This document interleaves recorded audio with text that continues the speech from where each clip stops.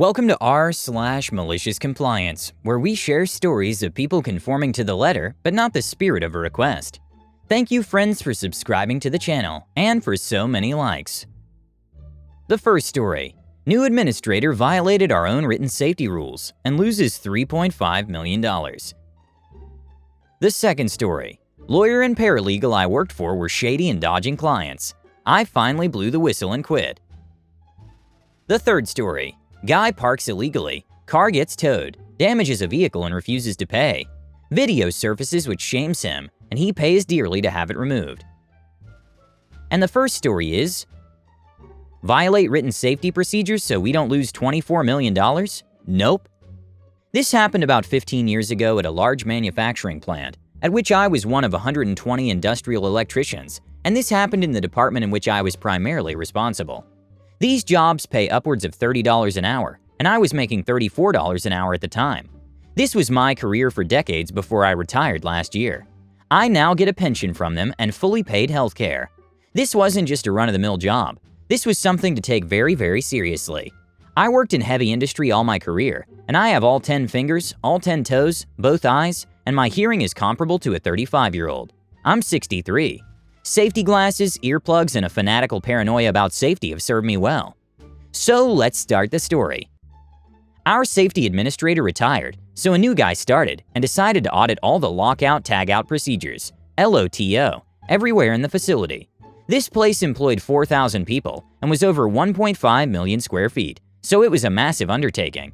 Many of the machines in my department were large multi-station transfer machines, where the part goes into several drilling, milling, tapping, boring operations, and are transferred to the next station, in turn between operations.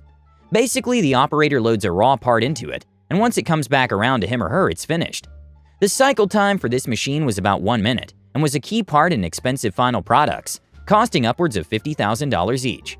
It was made clear to me that the company lost $50,000 for every minute the machine was idle, as a way of instilling urgency, as if I needed it. As I said, these machines had multiple stations that each had its own specialized operation to accomplish, all automatically. This, of course, involved many switches, buttons, computers, motors, encoders, drives, all of which are used in industrial automation and sequencing. Usually when an electrical part broke on a particular station, I would shut down the electrical power for that one station to perform my repairs and replacements. All was good, and I could usually perform just about any repair within 15 minutes or less. The management people usually didn't even know anything unusual happened, as the operators are on piecework and would often skip a break to make up the shortfall. Until the new LOTO procedures were released for those machines. The new procedure required anyone performing repairs to LOTO every station for every kind of energy potential. This includes electrical, pneumatic, hydraulic, and gravity. Since this was a union facility, this required the services of an electrician, a plumber, a mechanic, and a millwright. It also required something like 38 individual locks to be applied by the aforementioned skilled tradespersons. It also required about 4 to 8 hours of work to complete this task. Keep in mind, these were huge machines that would take up an area the size of a gymnasium and cost tens of millions of dollars to buy. When I saw the new LOTO procedure, I grabbed my boss and the production supervisor and showed it to them and explained in detail why this was ridiculous, unnecessary, and unworkable. My boss got the safety administrator, and we all had a conference, and I was told basically that's the way it is. The very next day, a type of switch called a proximity switch failed on one of these machines, normally a 5 to 10 minute repair. Cue malicious compliance.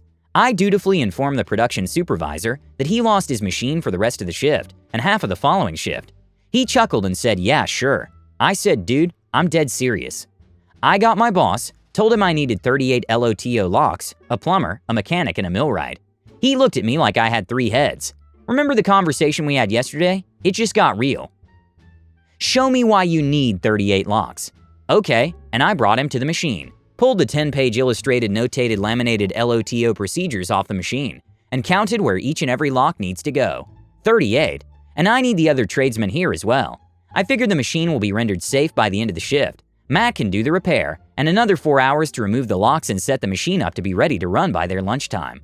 Also keep in mind that there will be cribbing to make the gravity potential safe, and most locks need a special kind of hardware to apply to valves and other devices to be able to function correctly.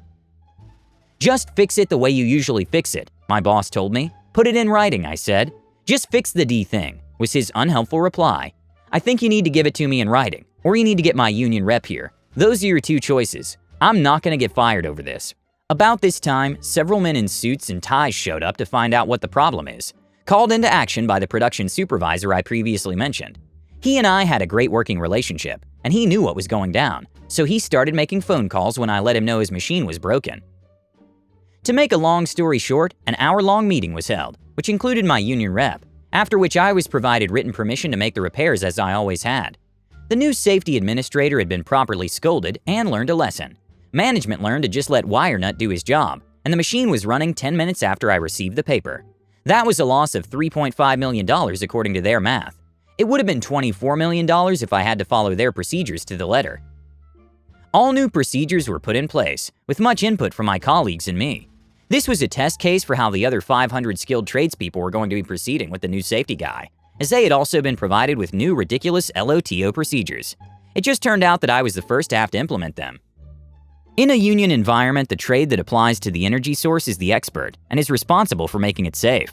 Yes, I, as an industrial electrician, know how to LOTO pneumatic valves, for example, but in a union environment that's not allowed. A plumber has to do it.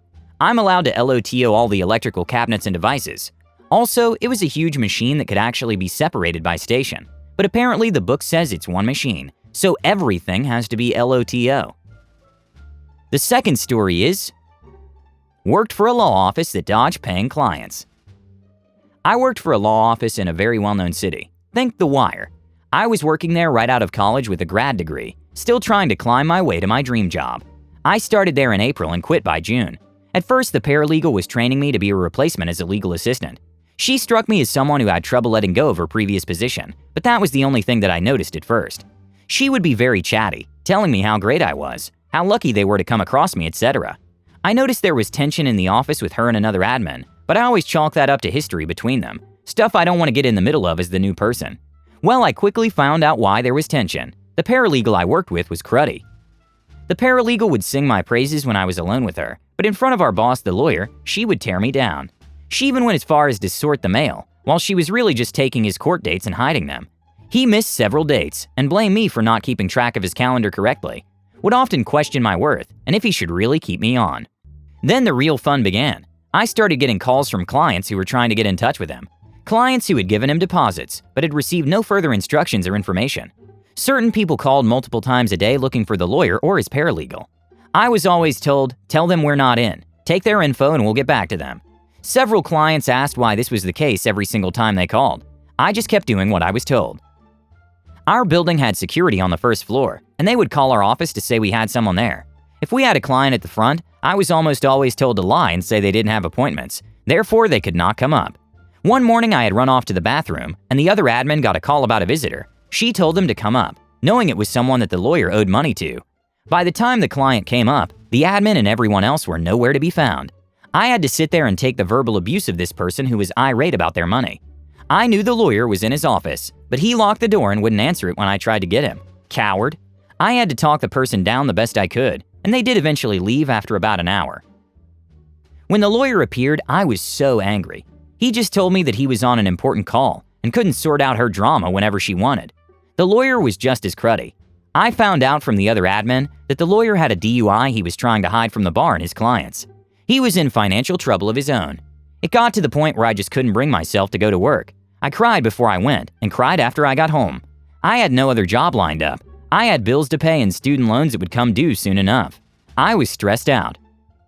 My breaking point came one day when the paralegal was sitting behind me, and one of our regular clients, MR for short, called looking for his money. This guy called a minimum of 6 times a day, every day of the week. He was trying to get his late father's estate taken care of, and the lawyer I worked for had taken his money, but never filed the paperwork, and this guy knew it. He asked for the paralegal as he did every day. I put him on hold, as I also did every day, and looked at her. Me, MR's on the phone again. He wants to talk to you, and I'm running out of excuses. Paralegal, tell him I'm not here. I'm not in the mood to deal with his SH today. Mind you, she was never in the mood for the last 2 months. Me, I tell him every day that you're not here. I tell him you've had an emergency, that you're at the doctor's, out to lunch with a client, that you're... Paralegal, tell him whatever you want. Just tell him I'm not here. Jesus, it's not that hard. At this point, she stomps out of the office. I didn't know where she went. The bathroom, early lunch, hiding, I still don't know. I stared at the door and decided that okay, I'll tell him whatever I want. Me, hey, MR, paralegal isn't here right now. MR, big surprise. She's never there when I call. Me, oh, I know. She told me to tell you that I could say whatever I wanted to you. So I want you to know that she's been here every time you call. Her and the lawyer. They've been avoiding you for months because the lawyer got a DUI last month and probably used your money to bail himself out. I think you need to let someone know. Have a great day. I hung up before he could say anything else. I pulled up Word, typed up my resignation effective immediately, and left my office key and building card on the desk. As my final FU, I changed the office voicemail to, "We're away right now, but you can reach us at," the paralegal's cell number, and forwarded all calls to her cell as well. Worst job ever. Now, 2 bright sides to this story. This happened 4 years ago.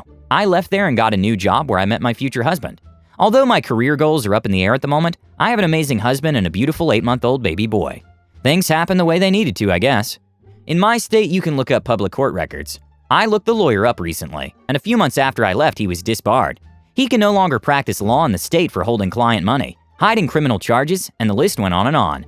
I have never felt so vindicated in all my life. The last story is, mad about being towed? Next time, read the signs. Oh, you keyed an employee's car? That's gonna cost you. There was an IT business with limited parking for employees and contractors in a gentrified area that was now bustling with nightlife and new money. Because parking was so scarce, the IT business had put up multiple signage and even installed cameras to let people know that parking was not allowed there without prior permission. Those who do so are often towed away very quickly. Most people get the message straight away, but some unfortunate people refuse to read the signs. Enter D-Bag in his BMW. Mr. D-Bag parked in the no parking zone and promptly left for an extended period. Plenty of time for the tow truck to sneak away with his vehicle.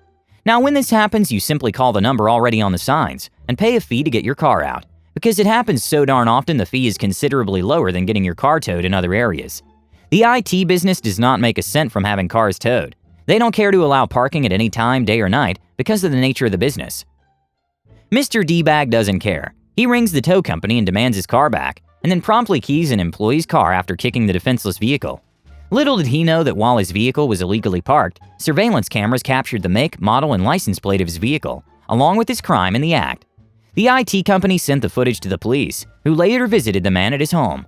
The man completely denied everything, saying it wasn't him in the video, and the police ended up dropping the charges. Our hapless employee was stuck with damages to his vehicle without any more recourse, or so he thought. As Mr. D-Bag was preparing for the next level in his burgeoning career, his potential employers revealed a video had surfaced detailing his exploits. The employers decided they did not wish to hire a man who would so wantonly destroy private property, disregard posted warnings, and vehemently denies the allegations, despite being presented with overwhelmingly damning evidence. D-Bag then contacts the IT company pleading with them to remove the video, to which they comply, if he agrees to fully pay for the damages to the employee's vehicle and provides a written apology. He refuses at first, but realizing he'll be stuck without future economic prospects, he eventually relents. Don't forget to subscribe if you want to know when the new video comes out.